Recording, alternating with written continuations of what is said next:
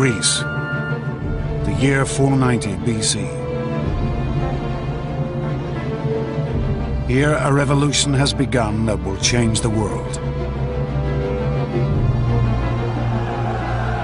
In a moment of chaos and anarchy, the people of a tiny state named Athens have seized control of their city and established democracy for the first time in history. But now this tiny state will face a greater challenge. Athens will be pitted against the greatest power of the day, the tyrannical Persian Empire. In a contest spread across land and sea that will last over a decade, Athenian democracy will be tested in the crucible of war.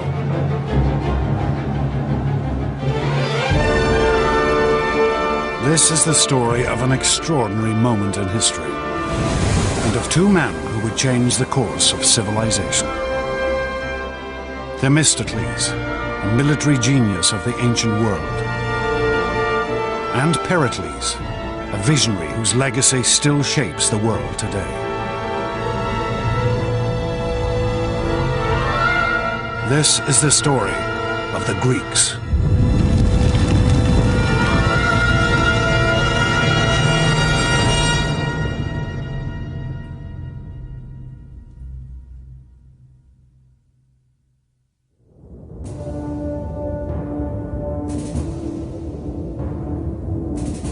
(490 BC). A lone figure runs across the mountainous terrain of Greece.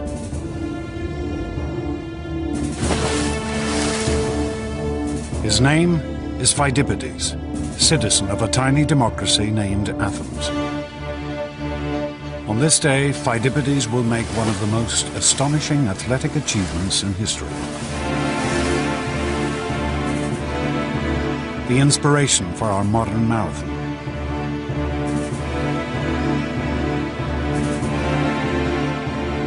But Phidippides' quest is not for glory, but survival. His homeland is about to be conquered by the mighty Persian Empire.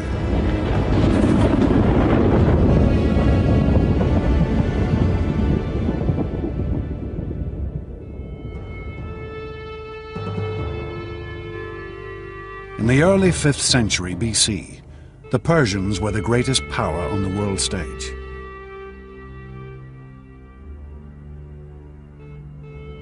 Their vast empire stretched from India in the east to Turkey in the west. Now, out on their western frontier, the tiny state of democratic Athens was gaining power. This was a threat that the Persians would have to destroy. The Persians lived in a culture of unbending tyranny. At the head of their empire sat Darius, known to the Greeks only as the Great King. Suppliants had to cover their mouths in his presence just to avoid tainting the air he breathed. For Phidippides and the democratic Athenians, conquest by Darius and the Persians would mean the destruction of their entire way of life. There is a huge cultural difference between the Greeks and the Persians. The Greeks are a people who emphasize freedom. The Persians would put far more emphasis on obedience. It's a struggle between freedom and slavery.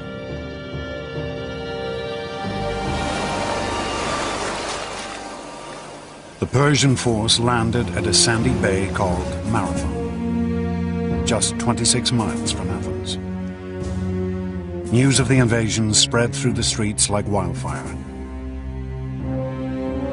This was a city without a standing army. Every male citizen would have to come to the defense of his state. The poorer citizens have spears, sticks, bows and arrows, whatever weapons they can find. But the heart of the Athenian force would be the hoplites, men who could afford heavy bronze armor, a shield, a spear, a sword. The Athenians would field a small but determined force. That's probably the first time in the history of the Athenian state that the entire population had been mustered. And for them to field 10,000 hoplites out of a citizenry that might have only been 20 or 30,000, it's a level of involvement that's astounding. But as they faced the Persians on the battlefield, the Athenians held out little hope of victory. They were outnumbered by 2 to 1.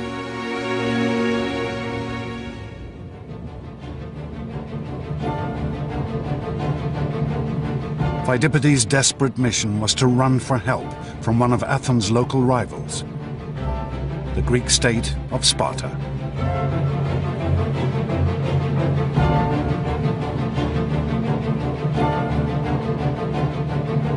Even as he ran, Pheidippides must have imagined the horror that his fellow Athenians now faced.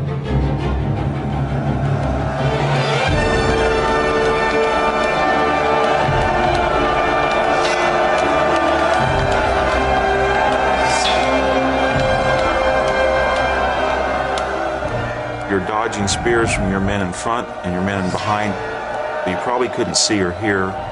All you would feel would be pressure.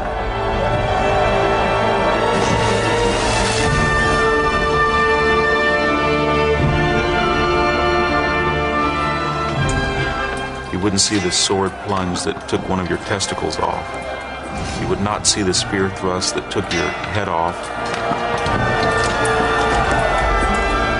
You would have no idea what was going on, just the momentum that carried you ahead.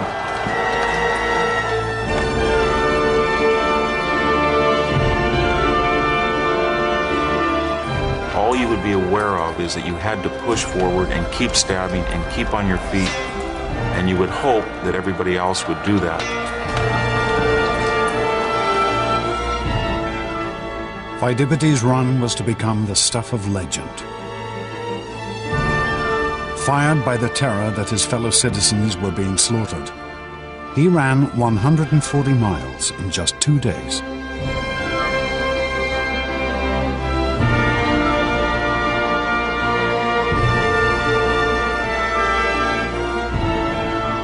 But Pheidippides' quest would end in failure. Help would be refused.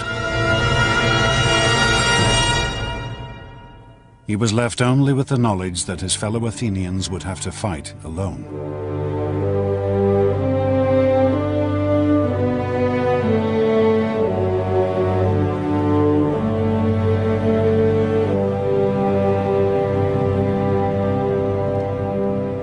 Pheidippides could never have imagined that the Greeks would in fact win a glorious victory.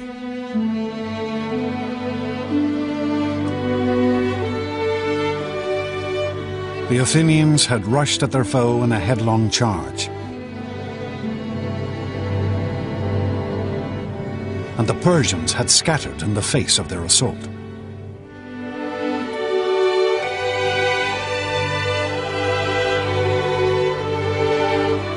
The Athenians slaughtered over 6,000 Persians in one fateful day. The world's first democracy had survived its first great test. Every Athenian knew that he had voted to fight and that this reflected the majority vote of the citizens, and that was not true of the Persians. Whatever you want to say about democracy, it fields the most patriotic, enthusiastic, and often large armies. The Athenians returned to their city to celebrate their victory.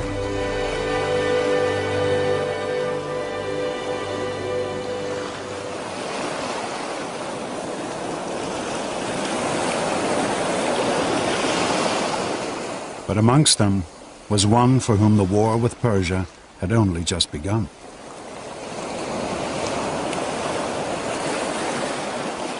An Athenian general named Themistocles.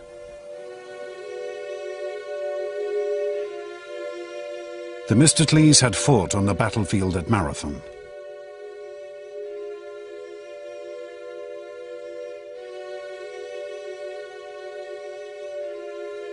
he was typical of a new generation of Athenian leaders, a man who had risen to power through democracy. Themistocles is a fascinating character, very much an example of the effect of democracy in Athens. It's relatively clear that he doesn't come from the inner circle of the landed aristocracy that traditionally had ruled in Athens. There were stories told about his feeling rather touchy about the fact that he hadn't had a traditional aristocratic upbringing, for example, in music and poetry. In fact, that might have given him a spur to show that he could do as well as someone who had gone to all the right schools, as it were.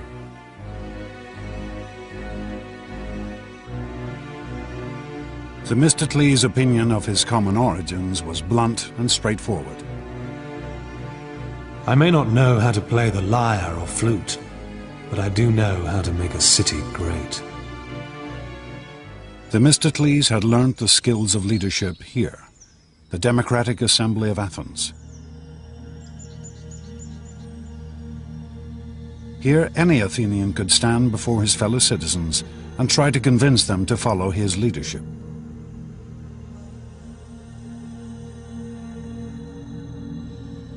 From this very podium, Themistocles would now show himself to be one of history's greatest leaders,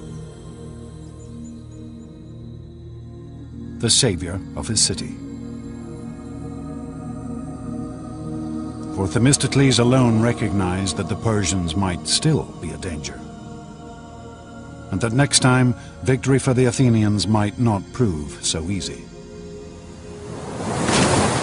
Themistocles realized that the Persians, if they came again, it would be in a way that made sure that they weren't going to be defeated by land again. There was no way that the Athenians could rely on traditional hoplite fighting technique. Themistocles began to form a bold new strategy, employing the most advanced weapon of the day, the trireme.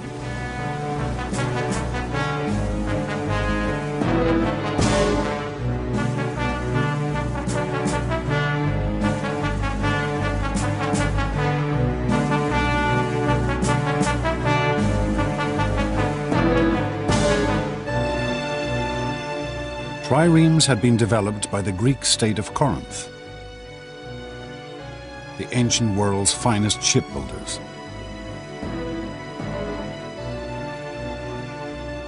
Stacking 170 oarsmen on 3 levels, their combination of lightweight and raw power gave them astonishing speed and maneuverability. There was nothing else like them on the water. In contemporary terms, a trireme is a missile. The object of a trireme is to ram the enemy ship. It is a very narrow, very light, very sleek, and very fast weapon. But these triremes were also exceedingly expensive. And Themistocles' vision of a vast Athenian navy might never have come to pass if it had not been for one stroke of luck.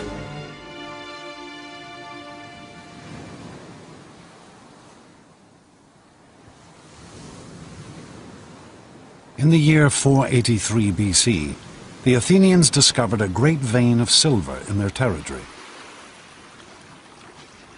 worth 100 talents, a vast amount in the ancient world.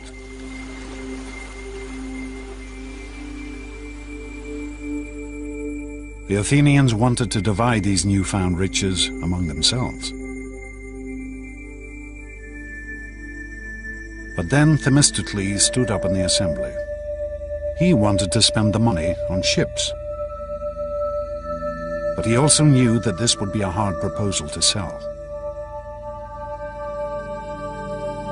And so Themistocles played a complex bluff. His argument is not that the money should be used to build a fleet against Persia, but rather it should be used to build a fleet against Athens' local rival, the Greek city-state of Aegina. The reason Themistocles does this is that he knew it would simply be too upsetting to remind people of the Persian threat. It's a difficult argument to make and a tribute to his political skill that he's able to do it.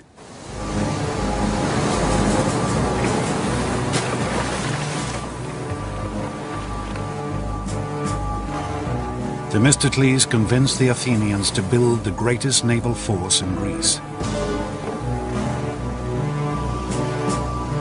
And not a moment too soon.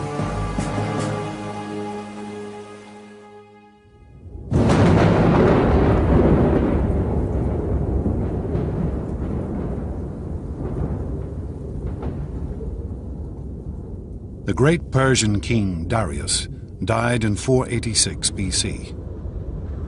And his son Xerxes assumed his father's throne. Xerxes' first action was to vow vengeance for his father's defeat at the hands of the Athenians. On my father's behalf, and on behalf of all my subjects, I will not rest until I have taken Athens and burnt it to the ground. As an imperial power, the Persians cannot allow small regional states like this to beat them with impunity. Xerxes began to gather his forces. He conscripted troops from every corner of his empire. Arabians, Egyptians, Phoenicians, as well as Persians. Rumors began to leak back to Athens that Xerxes' army numbered nearly 2 million men, that it was the greatest force the world had ever seen, that soon it would be ready to march.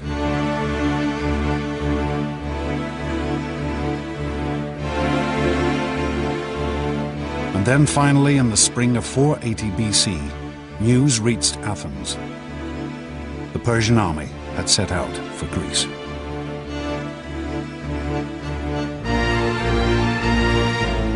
History records that Xerxes' troops drank rivers dry.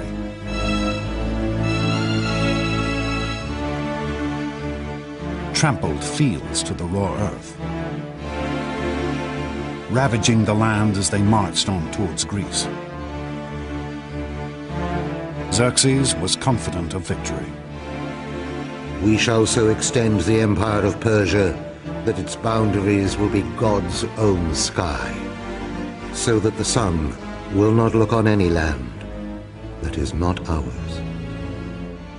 When the Greeks realized that the Persians were invading again, terror gripped the whole country. For the Athenians, who knew that they would be Xerxes' first target, it seemed that this could only be the end. As panic gripped the city, they turned desperately to their gods. They sent a messenger to the oracle to find out their fate.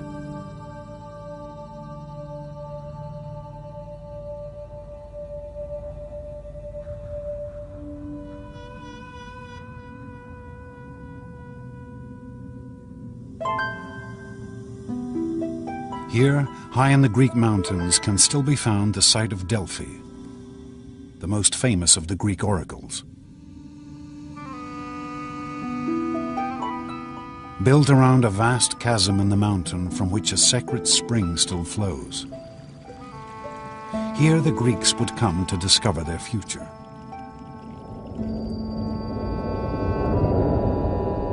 They would ask questions of the Pythia, the mysterious priestess who spoke with the voice of the god Apollo.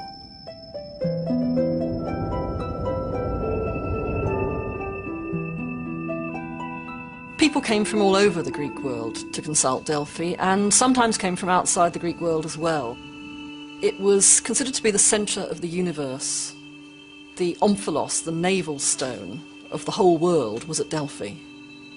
People asked questions about their private life, which are just the sorts of questions people want answers to now. Archaeologists have discovered copies of the questions asked of these ancient oracles. Has Aristos stolen the wool from the mattress? Hermione asks, "What should I do to have useful children?" But as the Athenians walked up this path 2,500 years ago, their question was simple and grave. What could they do to save themselves? The oracle's response could not have been more negative.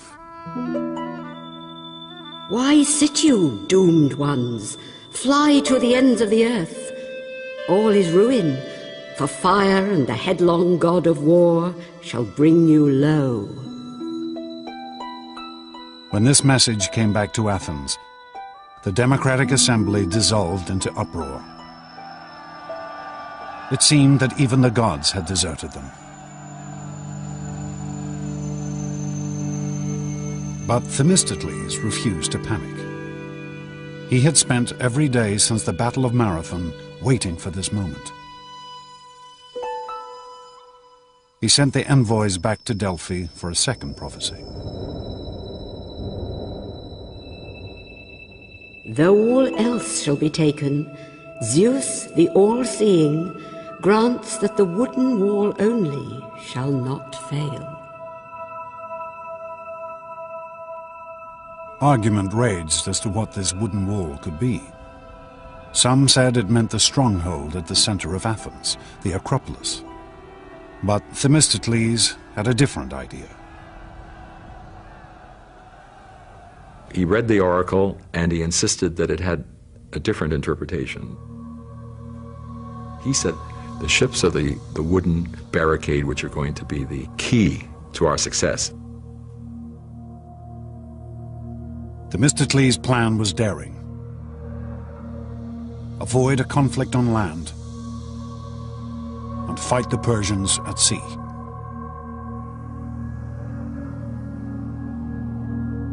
He ordered the evacuation of Athens for the first time in her history. This order for evacuation, carved into a stone tablet for public display, is still preserved, discovered in the back of a Greek coffeehouse. The Athenians shall send their children and wives to the village of Troezen. All the men should embark on the 200 ships that have been prepared to fight the barbarian. Themistocles ordered that his fleet of triremes should gather at Salamis, a tiny island off the Athenian coast. Themistocles' strategy is remarkable not only because it is innovative and because it is bold, but because it requires extraordinary self-sacrifice on the part of the Athenian people. He wants every man, woman, and child to leave their homes and possessions and to go into exile.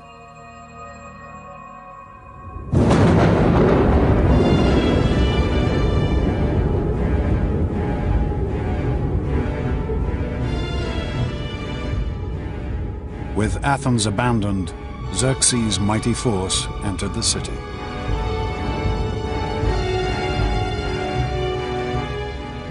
The Persians march in and go up onto the Athenian Acropolis, the symbol of Athens.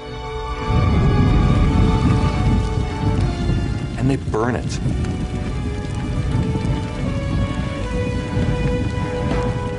They burn the temples to the ground. Then you can see the smoke rising from Salamis. This would have been a devastating sight and a humiliating one. They would, in short, have seen their country occupied by a fearsome foreign invader. Surely they would have wondered if they would ever be able to go home again.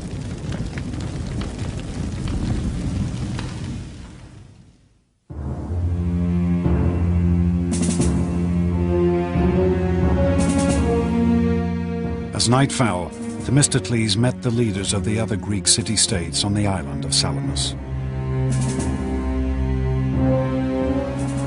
They had also assembled their much smaller fleets here. Their scouts had reported back. The Persians now not only held Athens, but had also gathered a mighty fleet 4 times the size of the Greek forces.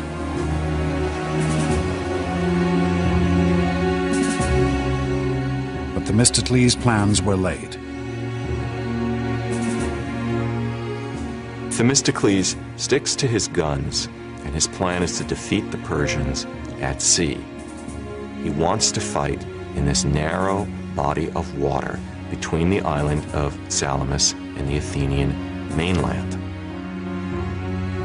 The trick is going to be to get the enemy to fight there, because the Persians aren't stupid. Themistocles sent his servant to Xerxes with a seemingly traitorous message. The Greeks are afraid and are planning to slip away. They're squabbling with each other and will offer no opposition. You have at this moment an opportunity of unparalleled success. So eager was Xerxes for a crushing victory, he was happy to believe Themistocles' ploy. Xerxes marshals his admirals, and they embark, and they spend the night rowing.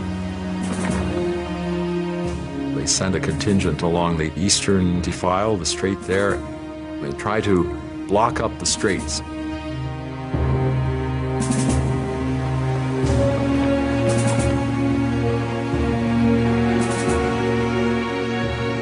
Only as the dawn rose did the Persians realize the true nature of Themistocles' plan. They discovered the Greeks not in disarray, but ranged in a battle line across the narrows in front of them.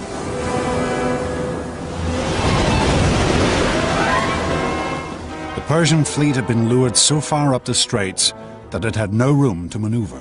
The powerful Greek triremes bore down on them without mercy.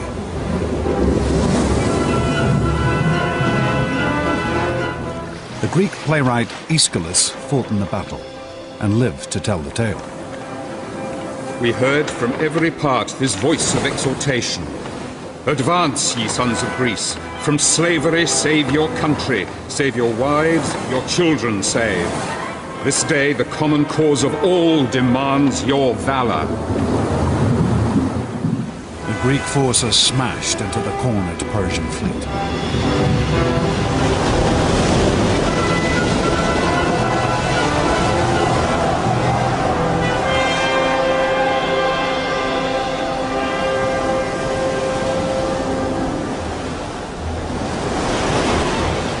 Xerxes himself watched the carnage from his golden throne placed on the shore.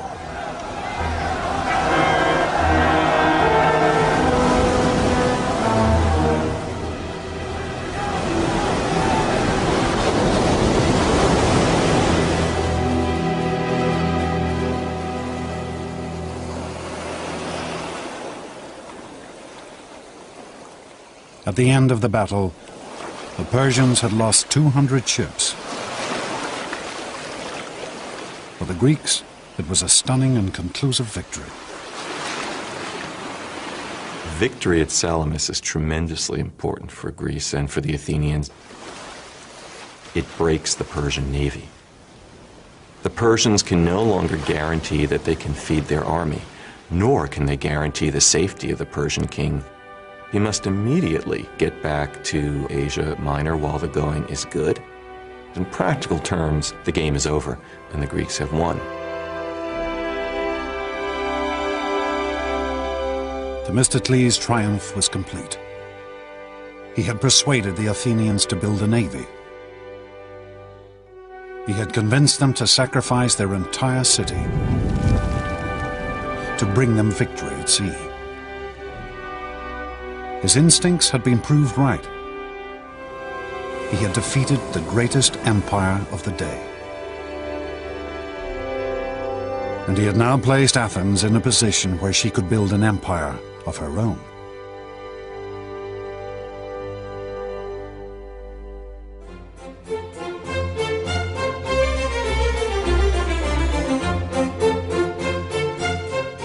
After the years of conflict, this was a new dawn for Athens.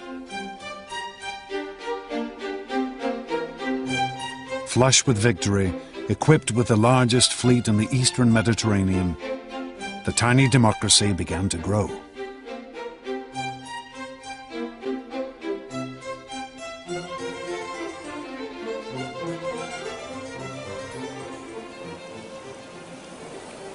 The Athenians are going to have naval superiority in the eastern Mediterranean, and that is how great their victory over the Persian fleet is. And this has a momentum of its own. Before you know it, the Athenians are the head of a naval confederacy, and they're on the road to becoming a superpower.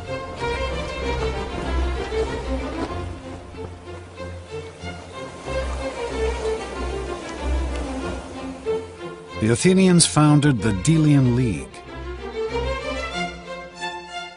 an alliance of Greek states designed to keep the Persians in check. Its treasury was located here, on the island of Delos, but the ruins still remain.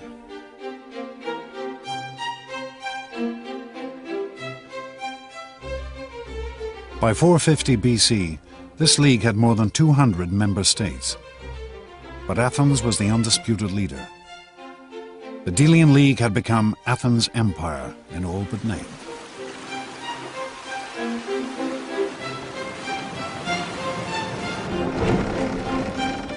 And Athens' naval supremacy also gave her economic power.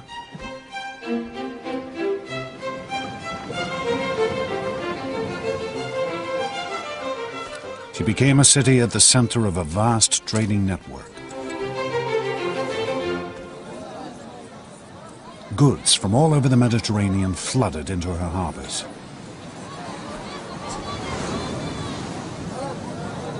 In its heyday, Athens was the big apple, or if you will, the big olive of the Eastern Mediterranean. Constant coming and going of traders. The wharves would be busy, full of people in a cacophony of language.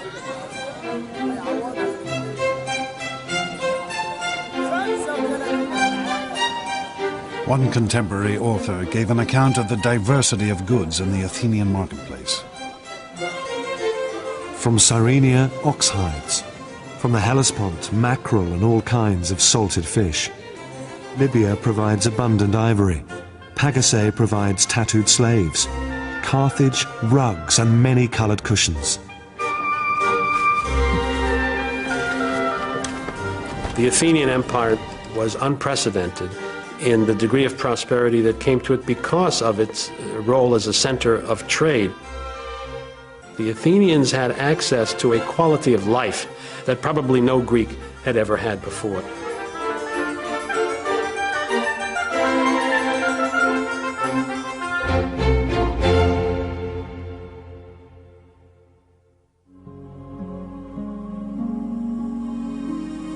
Athens' rise to economic and political supremacy occurred at lightning speed. After the Battle of Salamis, she became the dominant power in the Eastern Mediterranean in less than a generation. And at the city's heart still lay her unique system of government, democracy. A system of voting using pebbles, olive leaves, or the show of hands that decided every aspect of the city's government.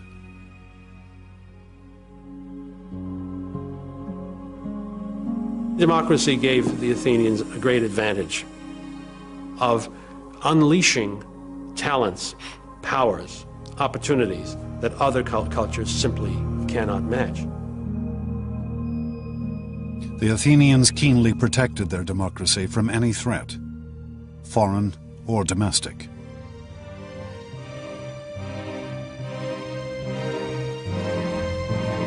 Once a year, each citizen could scratch the name of an individual onto a shard of pottery, known as an ostraca, and place it into a pot in the assembly. The person whose name came up most would then be ostracized, banished from the city. This was the Athenians' method of protecting their government, expelling any person they felt might become too powerful. But Athenian democracy could turn on any citizen, even its greatest war hero. Themistocles now found himself under attack. The threat was gone now. His raison d'etre has been taken away. This is something he can't understand. Themistocles reacts perhaps in an uncharacteristically crude way, he reminded the Athenian voters of what they owed him. Voters don't want to be reminded in any period of what they owe to their politicians. They want to be told what their politicians can do for them. The Athenian people turned on the aging politician. Calculated, cruel, but deeply democratic. They ostracized the man who had led them to their greatest victory.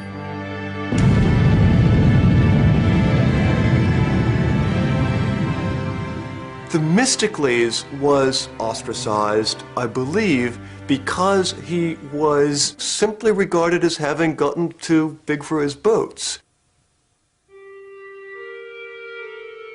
Some of the ostraca with Themistocles' name still inscribed upon them have been found, hidden down an ancient well. Archaeologists believe that these had been pre-prepared by Themistocles' enemies, to be handed out to Athenian voters who couldn't write.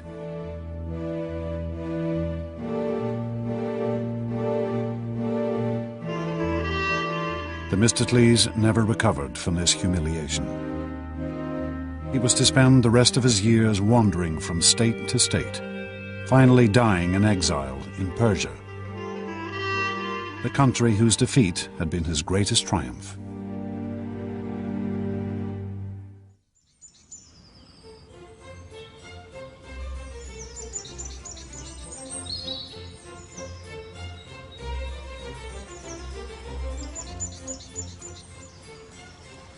The Athenians were now looking for a leader who might fulfill their newfound sense of imperial glory. They found a man who seemed the perfect reflection of this new ideal. A man who would change the face of Athens forever. A man named Pericles.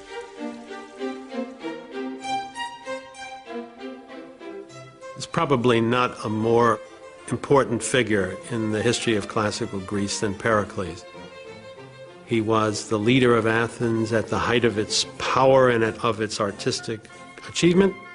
He was the figure associated appropriately with bringing Athenian democracy to its climax, to its height. But Pericles was no obvious democrat like Themistocles, for he had been born into one of Athens' most elite families. Nobody had bluer blood than Pericles.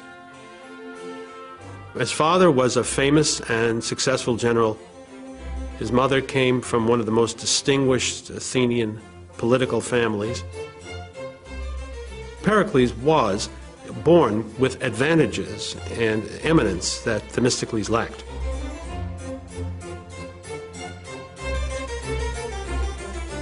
And perhaps because of his aristocratic origins, Pericles knew what the people of Athens now wanted. A city fit to rule an empire.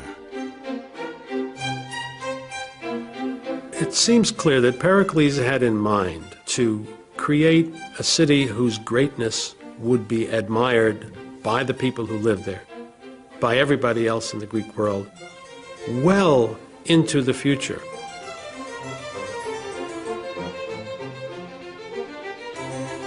Pericles announced a glorious new vision to the Athenian assembly. All kinds of enterprises should be created which will provide inspiration for every art, find employment for every hand. We must devote ourselves to acquiring things that will be the source of everlasting fame. Pericles turned his attention to the Acropolis, the sheer peak in the center of Athens, home of the city's patron goddess, Athena.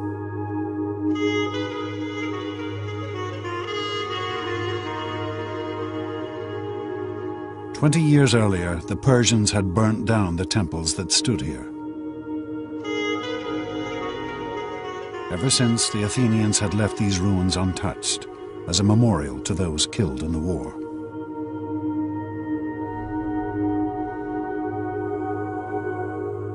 But Pericles had other ideas.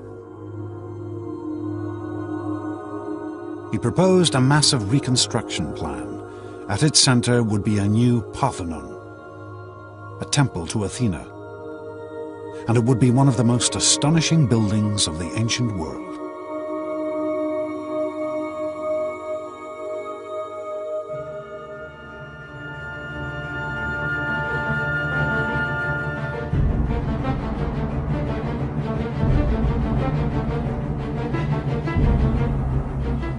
This new construction program was of unprecedented magnitude and expense. The Parthenon in particular was extraordinarily expensive. It was filled with all sorts of architectural refinements. Pericles planned to spend over 5,000 talents in the first year alone. A total budget of more than $1 billion in today's terms. His project would require 20,000 tons of marble.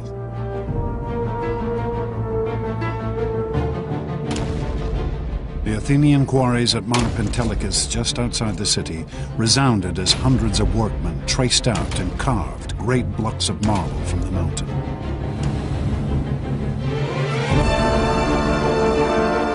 This temple would be decorated like none before.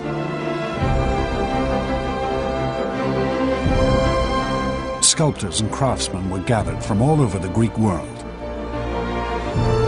With them stood Pericles, for he treated the building of the Parthenon as his own personal project. He selected architects, he selected the men who designed the plans. Pericles was directly involved in the planning process. Some protested that he was decking out the city like a prostitute. But when the building was completed in only 15 years, his critics were silenced.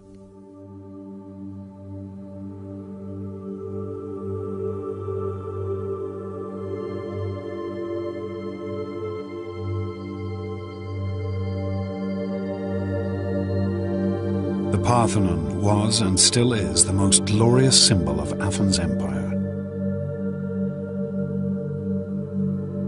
Here was the spiritual heart of the city, the mark of her wealth, power, and artistic genius.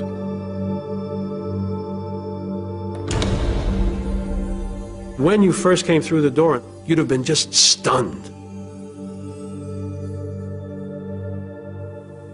You'd have been confronted immediately by an enormous 40-foot-high statue of Athena in gold and ivory and studded with jewels. I think the impression of a statue of that size and with that kind of dressing must have been truly overwhelming.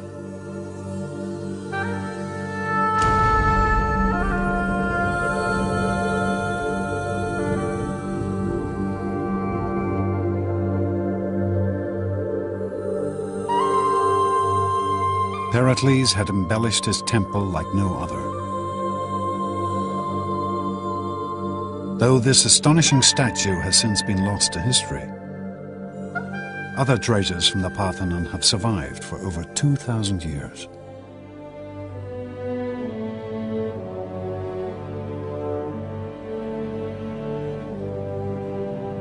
The most famous is the Parthenon frieze, a 500-foot-long stretch of carved marble which ran around the inner wall of the temple.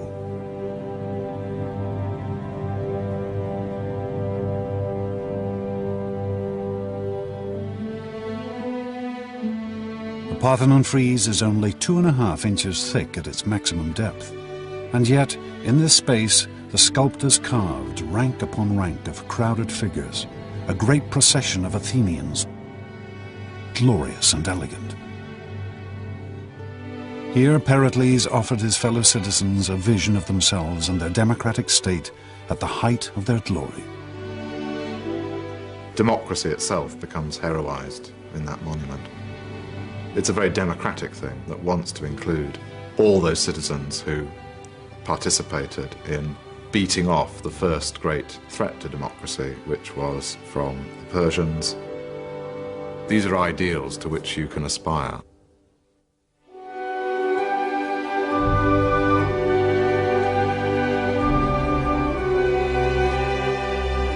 The monuments that Pericles built for his fellow Athenians still stand on the peak of the Acropolis.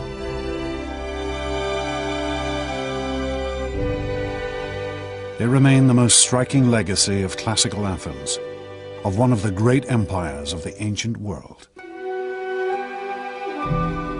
20,000 tons of perfectly proportioned marble, carved to sub-millimeter accuracy.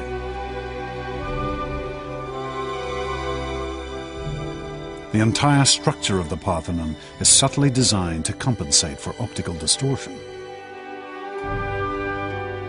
There isn't actually a single right angle in the entire temple. Pillars swell.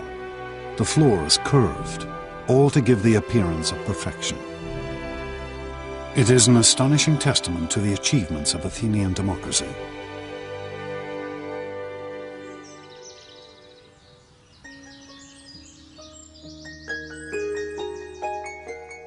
But Pericles was not simply concerned with astonishing construction projects. Under his leadership, Athens would also become the intellectual center of the ancient world.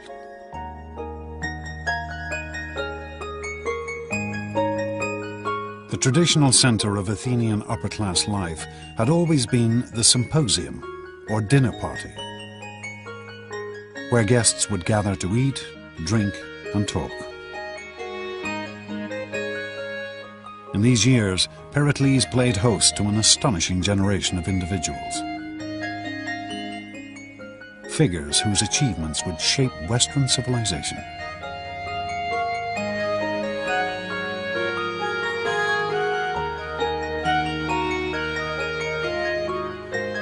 Pericles was remarkable in that he associated with the leading minds of his day in just about every field of endeavor. Pericles was acquainted with the world's first scientists, figures such as Anaxagoras, the first man to realize that the moon was lit by reflected sunlight. He knew Herodotus, the world's first historian, who wrote one of the earliest records of Greek life.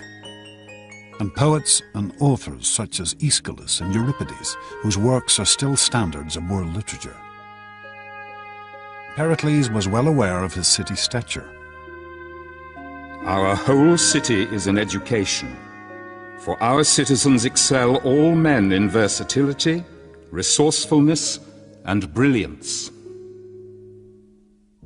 Even Pericles' partner, a woman named Aspasia, was unique and distinguished.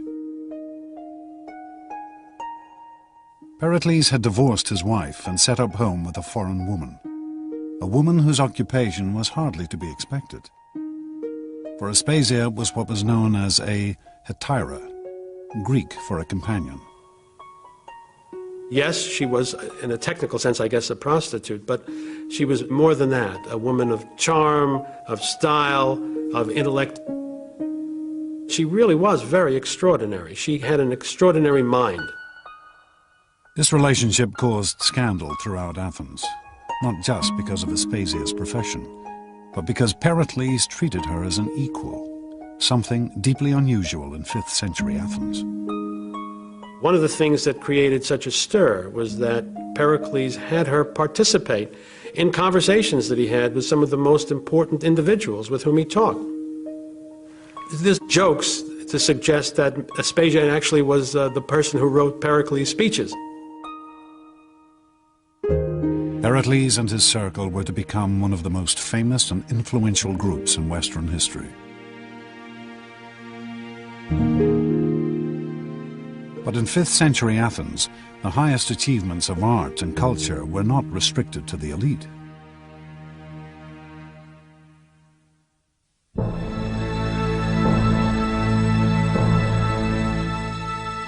Here in the shadow of the Acropolis sits the world's first theater. Twice a year, the Athenian population would gather here to watch a great festival, a festival of drama. Television, cinema, theater, all owe their existence to this place. For here is the home of popular entertainment. There's one huge difference between the ancient theatre and our own, and that is that it was incredibly noisy. We hear stories of how, when they didn't like a play, the audience booed and they hissed and they actually got actors driven off the stage. But there's other stories that showed that when they were going with the story and deeply involved in it, they actually all collectively burst into tears. The favourite tales of the Greek stage were called tragedies. These were stories as shocking as a contemporary horror movie. The tragedies told stories of great men falling from their heights, losing everything they owned. Greek tragedy shows human beings, however able, however brilliant, however intelligent, quite unable to alter the destinies which have been decreed for them. These tragedies have fascinated audiences ever since. This 19th century painting shows the story of the mythical ruler Agamemnon, who was murdered by his own wife. Another tragedy told of King Oedipus, who gouged out his eyes when he discovered that he had married his own mother.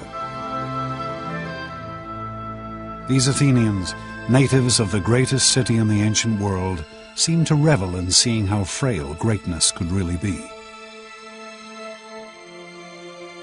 I don't think we can use Greek tragedy to tell us exactly what happened in reality. It's not a document of Athenian social life.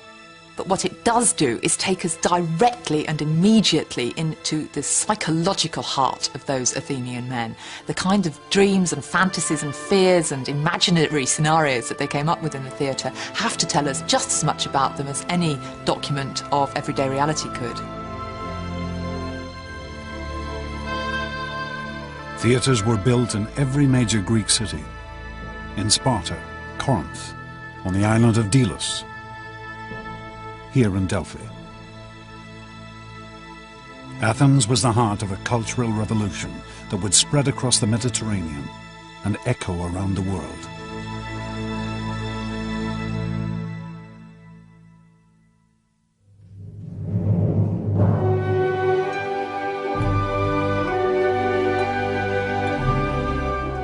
Periclean Athens seems to me to belong in the smallish collection of cities where truly great moments in the human experience took place. Culture in the broadest sense reaches a peak. But after 20 years of building the cultural capital of the Western world, Pericles and his fellow Athenians would now find that their theatre and their tragedies would hold a bitter sting. It is possible to think of Pericles, indeed I think of him, as a man with a tragic flaw, as the sort of man whose greatest qualities, the ones that make him most admirable and successful, turn out to be the seeds of his own destruction.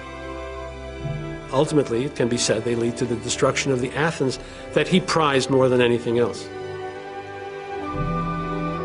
In the coming years, Pericles would embroil his city in the greatest war in the history of classical Greece.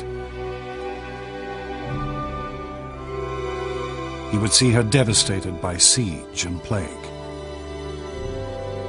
And he himself would fall victim to a fate the equal of any tragic hero.